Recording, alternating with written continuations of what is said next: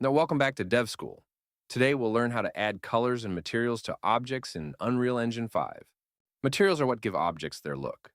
A material controls the color, shininess, and texture of an object. To apply a material, drag it from the content browser onto your object. Now your cube has a new look.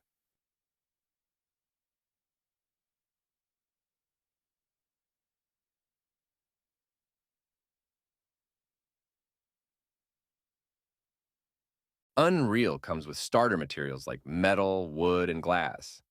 You can use these right away to make objects more interesting. You can also make your own. Create a new material, double-click it, and pick a color. Here, we're making a bright red material. Save your material, then drag it onto your object. Now it's updated instantly in the world.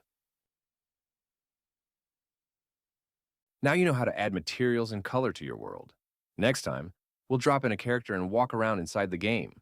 Every world begins in shades of gray until we dare to paint it. In Unreal, color isn't just decoration. It's emotion, atmosphere, and meaning. Master it, and you don't just build a scene, you bring it to life.